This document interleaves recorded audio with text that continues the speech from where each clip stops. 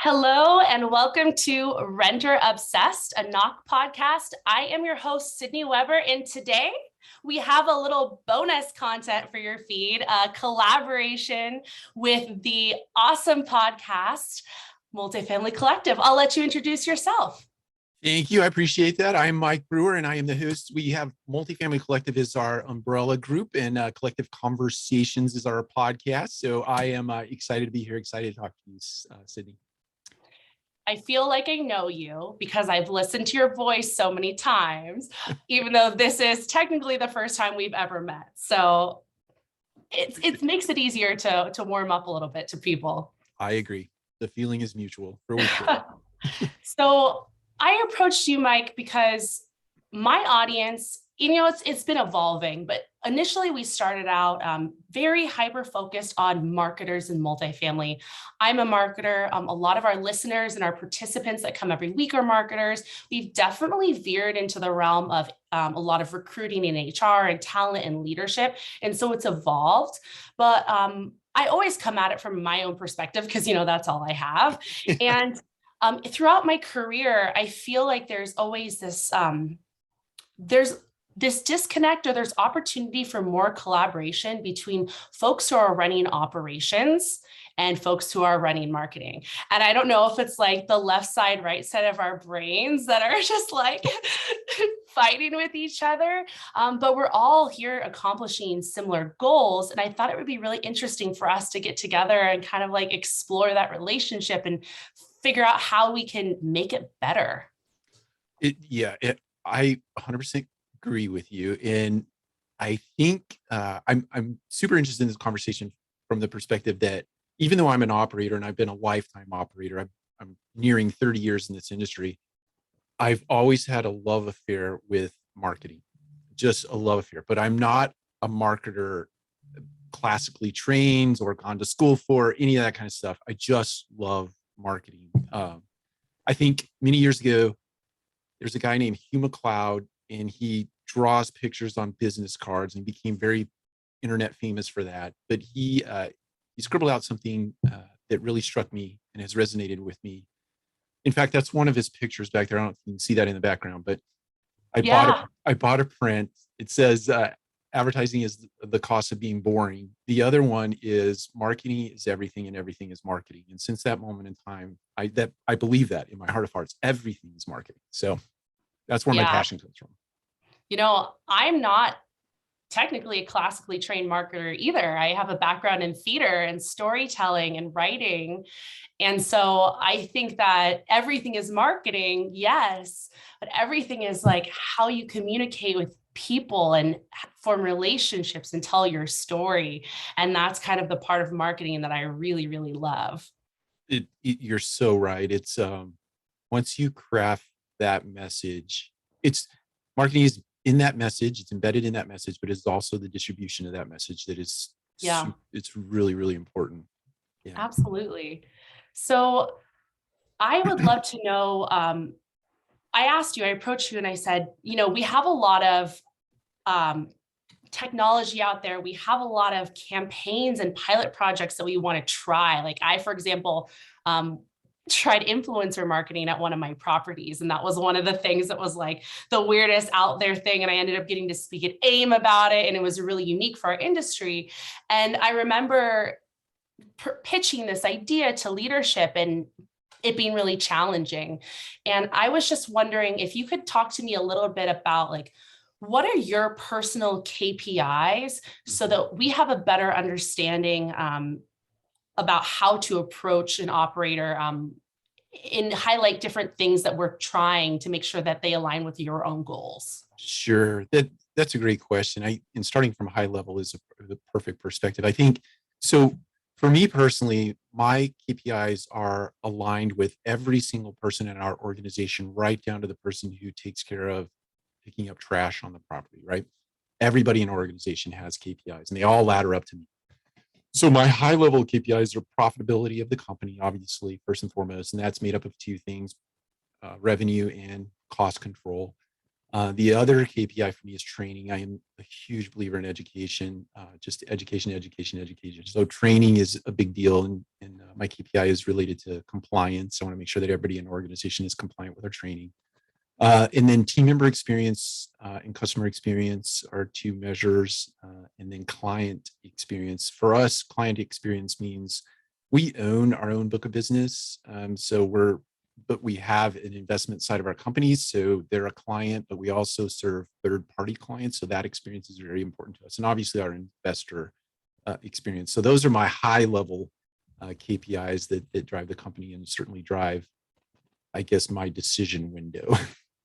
Yeah, you're answering to a lot of different customers. Your customers are your residents, your customers are your employees, your investors, and your owners for your third-party assets. That's right. That is that is challenging. And I even like on the prop tech side, I've had these conversations with our founder, Dimitri's, like he asks people like, who is your customer?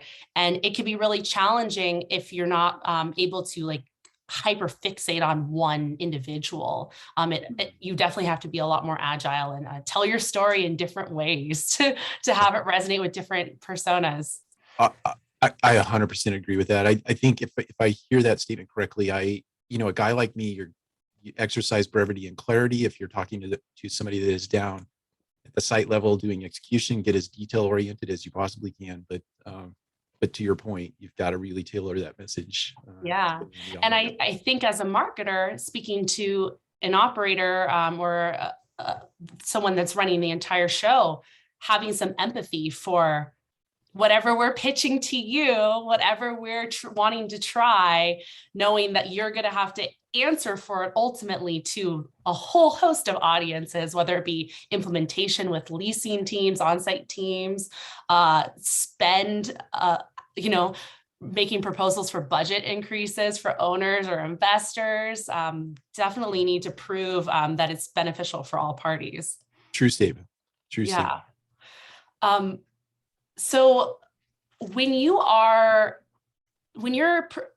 team is like, let's say I'm on your marketing team and I'm looking to try a new ILS or try a new tool, bot, AI, whatever it may be, what are some of the processes that your team goes through to put together that proposal, wrap it up with like a bow and present it to you? And what are the steps from there? Yeah, definitely. I think there are two ways I would answer this question. I'll try to be brief with both. In a perfect world, our company is built on what's called a scaling up platform. And that scaling up is a book. It's just an architecture or a framework for a way to run a business. And within that framework, you have daily huddles. These are meeting cadences, right? So you have daily huddles, weekly meetings, monthly meetings, quarterly meetings. And in a perfect world, somebody who wanted to introduce a new piece of technology is going to take a look at our team member journey, our customer journey, our business partner journey, and our investor journey. So we have all these things mapped out, right, in a continuum. And wherever this particular piece of technology that they want to introduce plugs in to serve one of those four areas of the business, you start there. Hey, it's going to touch this, and here's why it's important, and so on and so forth. But it gets introduced through that cadence of meetings. So it may get introduced in a daily huddle. And if it doesn't get implemented at that level, if it's something that's light level and can go fast, we try to get it done in a daily huddle. If not, it comes into a weekly meeting where it needs a little more brain pan. Doesn't work there, it goes into the monthly. And if it doesn't work there, it goes into quarterly, and so on and so forth, right? So, and it's all depending on the level of complexity of whatever the idea might be. Now, if something is, I'll give you an example, I won't name the company, but there was a bot that came out, let's say, it's probably almost 3 years ago, maybe approaching 4 years ago. And it was very early innings when bots were being introduced into the marketing sort of customer journey, let's call it. Mm-hmm. And so this guy calls me on the phone. He says, hey, I'm going to be in Atlanta tomorrow. I've got this piece of technology. Your friend over in Indiana said it was really cool. You'll love it. So I said, yeah, sure, come in. So he came in our office, and a week later, we were up and running with this piece of technology because wow. It was, yeah. But so there are things that come along from time to time that are what I think are pretty impactful, and we will make room for them. But in a perfect world, it's the latter thing that I described. Yeah, a little bit more measured approach. Correct. Do you have any questions for me? I feel like I've monopolized this conversation. Oh no, I always think it's interesting when I'm interviewing people to give them an opportunity to highlight the company. So Knock, I know it's a CRM, but talk about it. I'd love to hear. I'd love our audience to hear. I'm sure many of them have already seen or know a little bit about it, but I'd like to hear your perspective on what Knock. Yeah. So I was a Knock customer and super fan. Love it. And I was like, Knock, please give me a job. I keep selling your product already for free. And luckily they were building out their marketing team, and there was a new role for a customer marketer, which was just perfect, like serendipitous moment. But Knock is, it's typically a marketer will bring it to the table and be like, oh my gosh, I have no idea what's happening with this traffic. We're spending all this money. I don't know where it's going. I can't make informed business decisions. But really, it's an operational efficiency tool. And what I did when I was shopping around for CRMs, because I knew that our leads were not being followed up with, I knew that there was a lot of like, these leads aren't good. I'm like, how can you tell if the leads are good or not if we're not working them? That traditional, like, between sales and marketing butting heads. That's right. And so I knew we needed a CRM, and I shopped around, and I had some change management had been really challenging at my company in the past when it comes to technology. Just getting buy-in from different on-site teams. Some were like raring to go and like really tech innate, and some were like very tech averse. And so I actually brought in my squeakiest wheels to help to demo all of the different CRMs. And so we were a Yardy shop. We were exploring full stack options, and we were exploring different like specific companies that focus on CRMs. And ultimately, Knock was just so intuitive. And it was like, if you get your hands on it as a leasing agent to maybe their job was a barista before getting into the industry, they have no experience sitting at a desk and using technology, or if you've like been in the industry for 30 years, if you get your hands on it, you can see where everything is. And it's so colorful. It's like, we call it Fisher Price easy. I like that. And it was built, the whole technology was built on collaboration with customers. And so if you get into it, you can see that it was built as if a leasing agent was like, this is what I want here. This is what I want here. And so what would take you like 5 to 7 clicks on a different software, you can do it in like 1 or 2 clicks and Knock. And it really it is the most simple to-do list. It has business intelligence that kind of tells you what to do next. So you're really attacking those leads that are the hottest right away. And then also, you probably know this, but the amount of traffic that we've received in the last 2 years since COVID has tripled, but our staffing has not tripled. That's right. And so we're expecting our teams to deal with all these new tour types, these new communication types, and a crap ton of traffic. And it's really challenging. And so one of the things that was really important with Knock is just like the ease of follow-ups and the quick replies. So we can customize all like infinity amount of templates of quick replies with merge tags. So you never have to worry about spelling someone's name or their move-in date. It's all just totally built for you. So these prospects are getting this totally customized experience to them. But as a leasing agent, I'm like, click, done, and it's nice.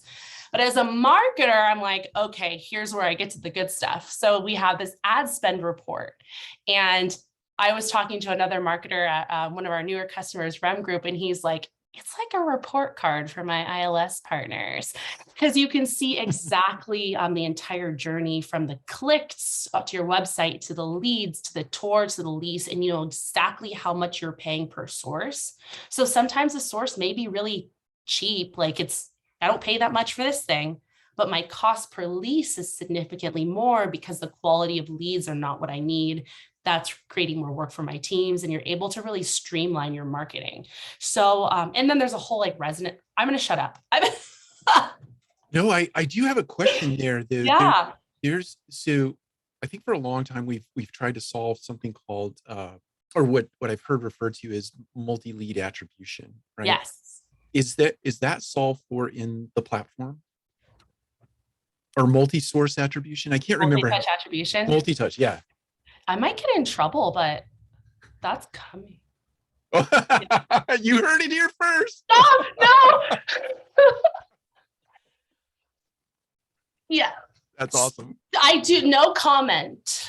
No comment. All right, moving on.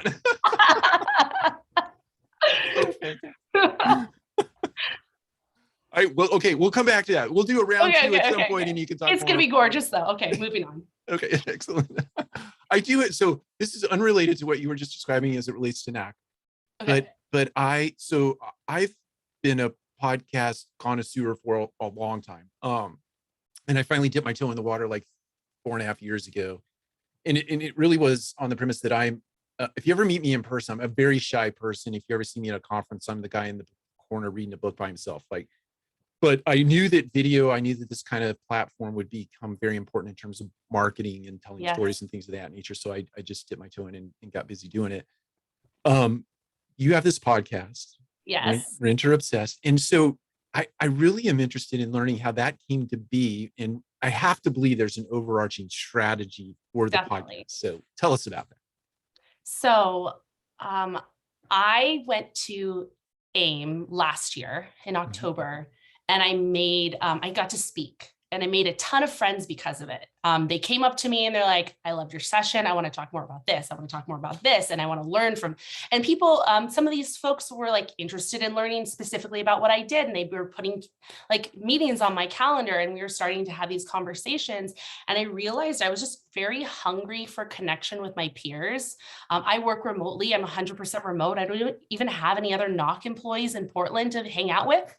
And so it can get really lonely. And I really wanted to create a space that felt as inspirational and exciting and gave me this energy as I did in person with all my marketing friends at these conferences without having to wait like 6 months to a year to see them again.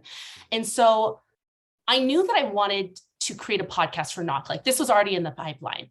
But then I started listening to, you probably have heard of them, every like prop tech vendor on this side. Like I was obsessed with like Chris Walker and Refine Labs.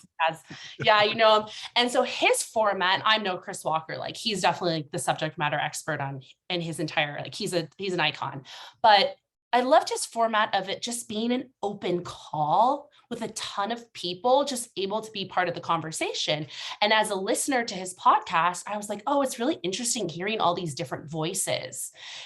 And then I was starting to think there's all these really unique voices in our industry that aren't on the conference circuit, that maybe earlier in their career and their perspective might be a little contrarian, or they might be coming at it from a different angle because their experience is different than mine.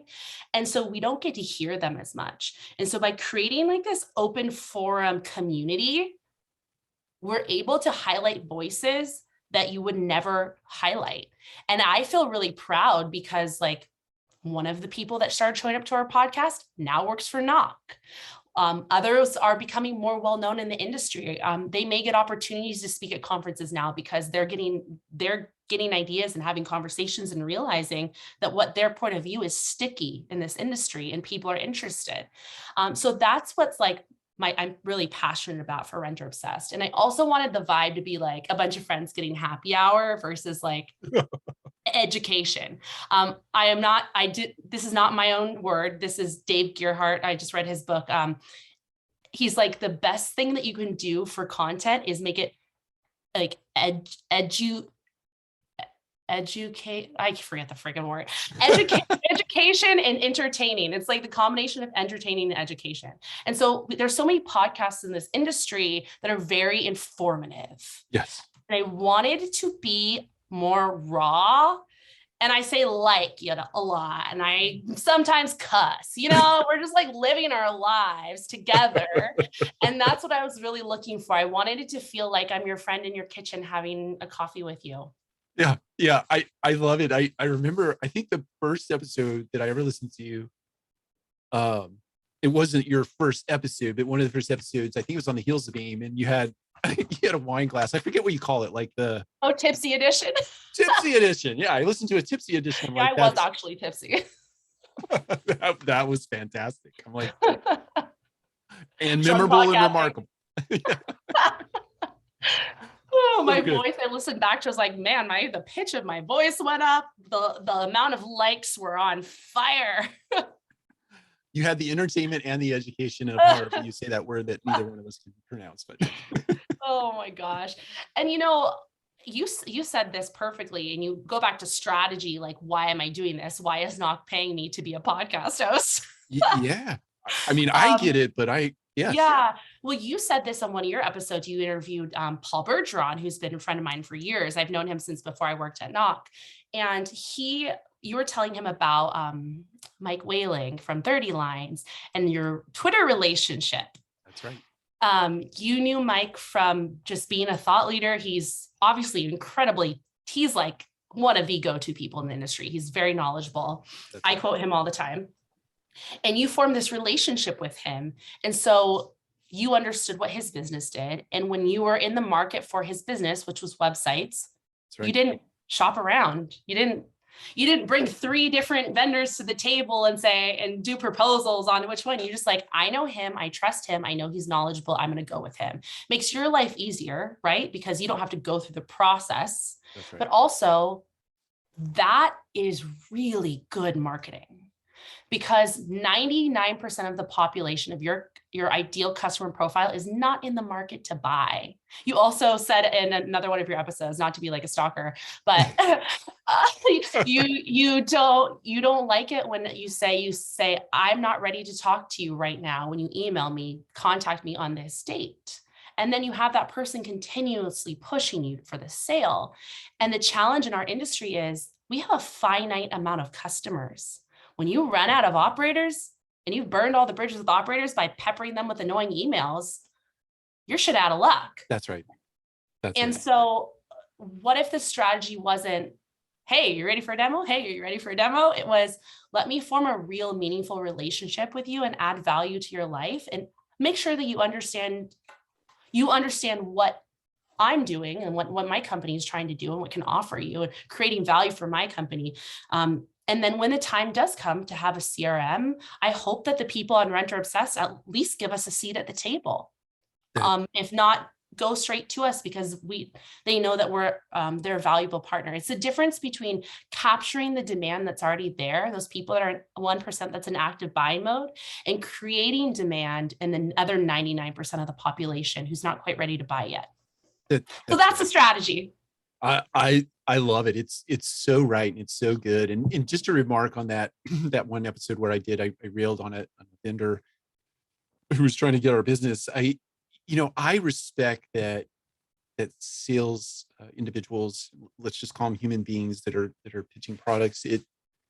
I appreciate that you have to reach out, that you have to be persistent, that there is grit involved. And I think the thing that I can do as a person who is receiving that message, if I try to respond to every single vendor. I really do, because I know how hard that is. My wife was in outside sales. She worked for Rent when it was a magazine, but I saw her struggle in that area. But when somebody does respond and does say, hey, not now, but in December, hit us up right before budget season, just honor that, right? I'm honoring you by responding, so please honor that on the other side. I just think that's important. And to your point, if you build that relationship over a long bit of time, just like Mike, we called him when we wanted a website, and I've called him multiple times since then for other things, for the prior company I worked for and the company I work for now. And I'll always call him based on that early inning relationship that he built with me. As a marketer, I work with a lot of other vendors, like print shops, websites, design, like all these different things throughout my career, sign printing companies. And there's so many, and I get such option overwhelm. And the process of doing your research is very time consuming, considering how much we have on our plates already. And those relationships that I've built with people, I don't know that they're the cheapest option. I don't know that they're, I'm talking about like printing companies and stuff where there's a million of them. Yeah. But I know that person and I have a personal relationship with them. And that's a really unique thing about B2B sales that's different than B2C sales, which is what I was used to previously. Like, you can, And that was a really jarring change for me to go from selling apartments to selling software to people who sell apartments.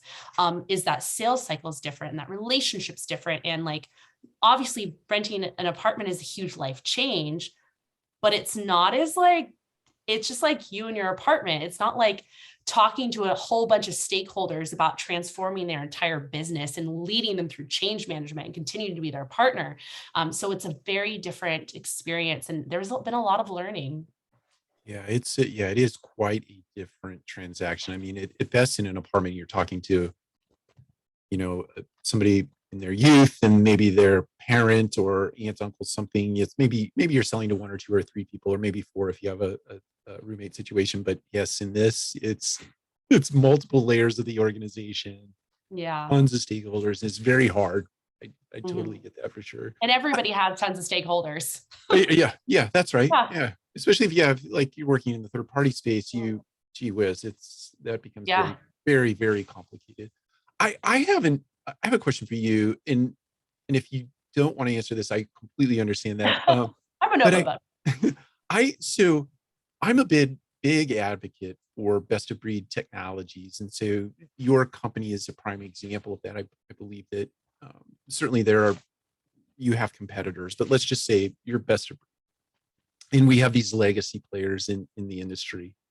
And I'm very outspoken about the legacy players and how they really throttle our ability to advance our industry, especially in the tech world.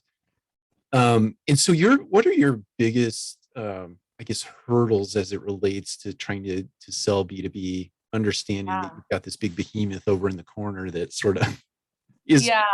that's part and part your competitor in some ways. Absolutely, our partner and our competitor. And that's the Mm, thing mm, too. It's such an interesting dynamic because our partnerships with these companies are so integral to our success, that's yet right. they're also our competitor. That's right.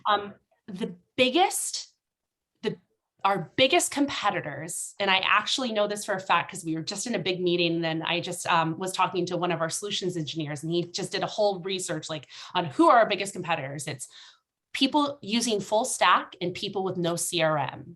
So our two challenges are creating demand and helping the industry understand, certain players in the industry understand the value of adding a CRM to their business, Makes because sense. they don't know what they don't know. Right. You have to teach people that there is a problem first so you can sell a solution to the problem, right? Right. So that's our biggest challenge. And our second biggest challenge is the full stack land. And that's not one specific company, that's full stack Sure. Yardi, full stack RealPage, full stack anything, right? Because there's this perception of, oh, if I'm only dealing with one vendor, that makes my life easier. I'm just going to keep the relationship. I'm just going to keep going to the person I have the relationship with, Right. The thing is, so with some of these, our CRM has been integrated with their PMS longer than their own CRM has been integrated with their PMS, because they're buying companies, they're building Yep. things later. And That's right. so, but also you have to think about, like, I always call myself the Swiss Army knife of marketing. I'm not really great at anything, but I'm kind of good at everything. Love it. Love it. Love that. I do love that. I'm not a power tool, but am handy and I can help you in most situations. And I'm not comparing myself to like a full stack option or anything, but it's really challenging for anyone to be very, very, very good at everything. And so you have to know that when you decide to go with a single partner who offers everything, that they're going to be really good at one thing. And typically the thing that those vendors are really good at is accounting and the business sense of it. And we at Knock, we want to own the front office. And the front office is really important because your customers are not just your investors and your senior leadership and your owners, but your customers are your employees. And Right. our customer is your leasing agents, because That's your right. leasing agents love using Knock. And there's a quote from, I'm going to talk about him again, because I just interviewed him recently, Wendell from Rem Group. He said, it doesn't matter how advanced your technology is. It doesn't matter how great your reporting is. If your teams don't use it, it's pointless. And that's Knock compared to all of our competitors. Yeah. Yeah. Their teams don't want to use the software because it wasn't built for them. Knock was built for them, so they want to use it. And so Yeah. all of a sudden your reporting is better because people are actually using it. There's a concept. Oh my gosh. Yeah. I think it brings to mind, I think there's this, certainly I think COVID accelerated the pace of this dynamic that is happening in our industry. And I think this is happening across a broad set of industry, is that or organizations are now being redesigned to place people in positions where they're very strong at doing what they do best, right? Mhm. And I think that, let's say that's site level team members. So site level team members get to do what they're very good at, but then we're building technology. And I don't know if this was by design, that will help serve those people in those spaces doing that very specific work. So Knox serves a very specific niche in the business process, right? And there are other best of breed companies that are filling those other niches Mhm. along the way, but we're designing work around the way work wants to be done in the future. The best example I can provide for this is that many times we promote leasing consultants into assistant manager positions simply because that leasing consultant wants to make more money, right? But that leasing consultant is really good at sales, but not good at administration and debt collection and all the things that are necessary to be an assistant manager. And so it's better to create an experience backed by technology for a salesperson to feel awesome about their job, to get paid well. Same for assistant, or same for property manager. Or if you've consolidated that and centralized a lot of that stuff, just do it in a pointy sort of way instead of a broad way. And that's why I love best of breed technologies. Yeah. Even though we try to be full stack, I'm full open kimono here. It, it's it's easier to be an operator on a full stack. It's just because you've got all these audiences you're trying to serve. You do. And I know that there's always that like who is like have empathy for who your customers are, right? And like who's taking priority as a customer at the moment? Is it like getting like the easy, like here's my budget, here's the thing, here are the lines. But I think one of the biggest challenges for us too is we really need to do a good job of educating the market on the value. Like, yes, you may pay different vendors and have different vendors, but if that means your NOI ultimately, like we're all in the business to make money. Sure. And I know that things are really good right now, but they're not always going to be really good.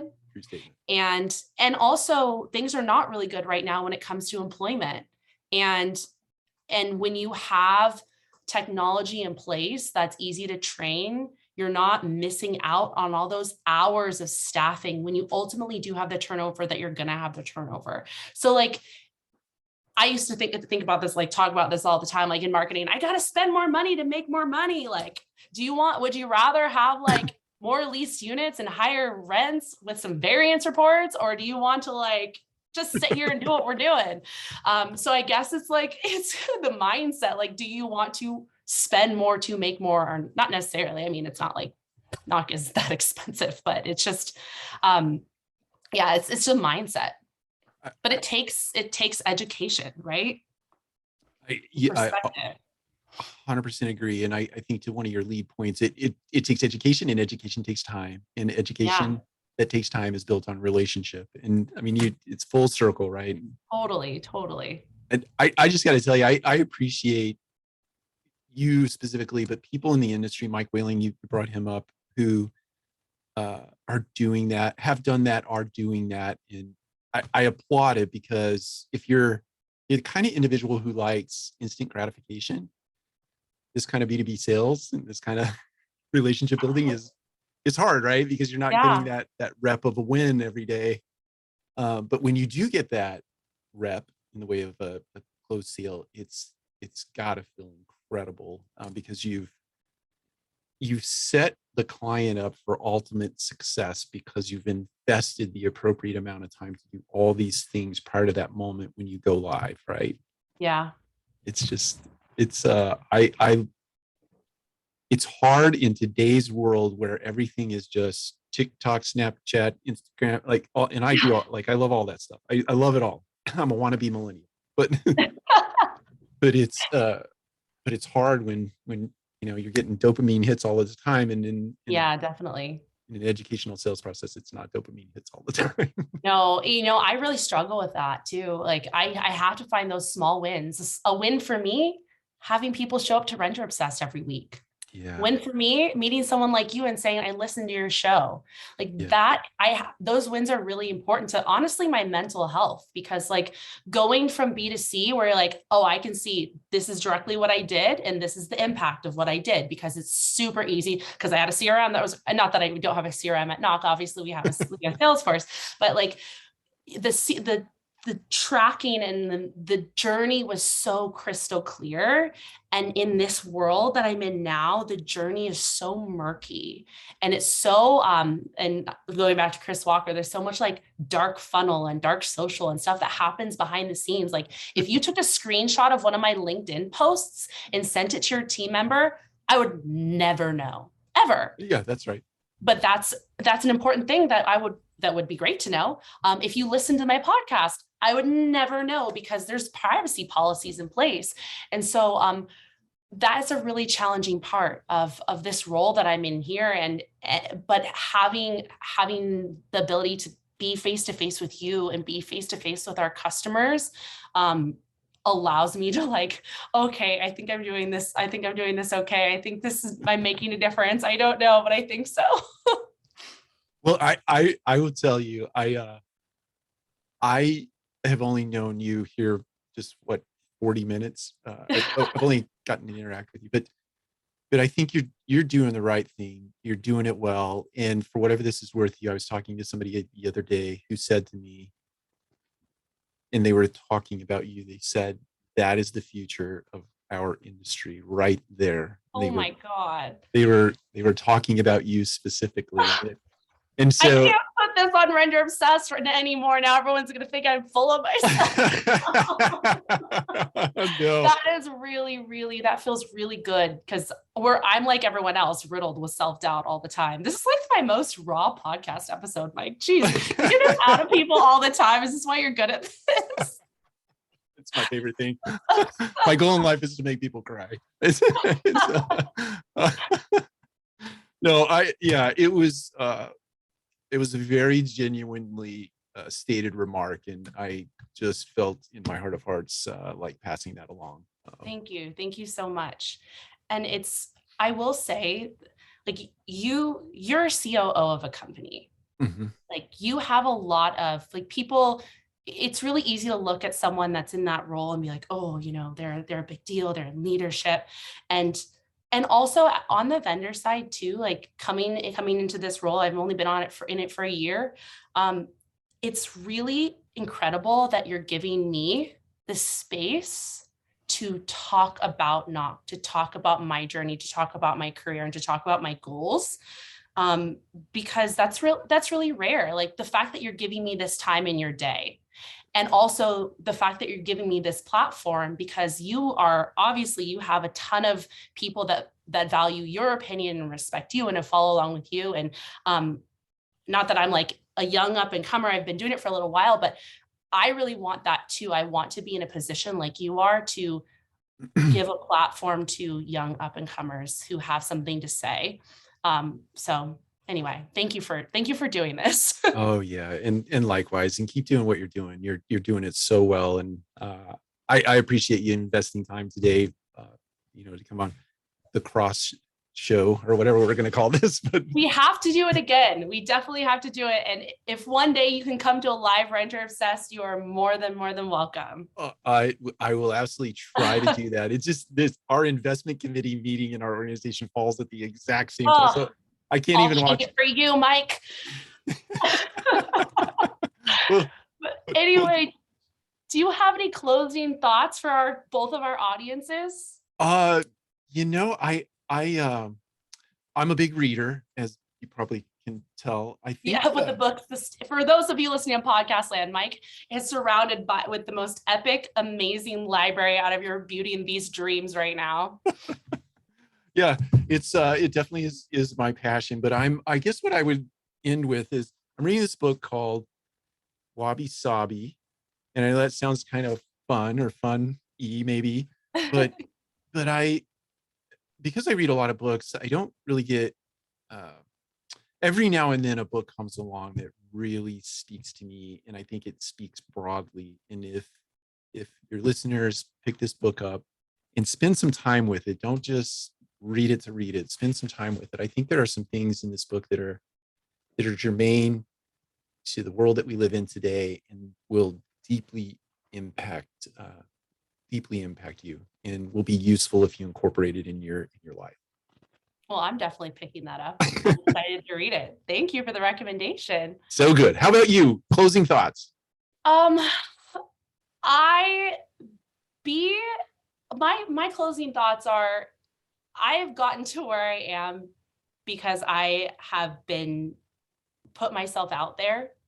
Sometimes I don't think I deserve to be where I am. I think that I'm the constant like imposter syndrome of faking it till you make it. And I feel like I keep doing that and it keeps working. And but I guess I want to say out there to anyone who's listening, who maybe like you're listening to two podcasters right now. It's really scary to open up and to think that what you have to say is worth saying, or why should anyone listen to you? And I guess my advice to you is just do it. Just try it. Do it as a joke. Yeah. Do it as a joke. So there's no expectations. You can't let yourself or anyone else down. Just do it to try it. Do something that makes you feel uncomfortable, because it's amazing what can come of it and what opportunities might lay in store for you, like this conversation. So good. So good. Amazing. Thank you. And where can they find you, Mike? Oh, you can find me on LinkedIn. That's probably the fastest and easiest way. I have Multifamily Collective, or you can just in Brewer in the search bar in LinkedIn. You can find me. Amazing. How about You can you? find me on LinkedIn too, Sydney Weber. I'm nice and loud on there when I have things to say. And then Renter Obsessed, wherever you get your podcasts. And if you have a second, you guys, if you're marketers or in property management, you know the importance of online reviews. So review us in the podcast apps. It helps us grow. And tell your friends. Thank you for this conversation, Mike. Thank you. Have a great weekend. You too.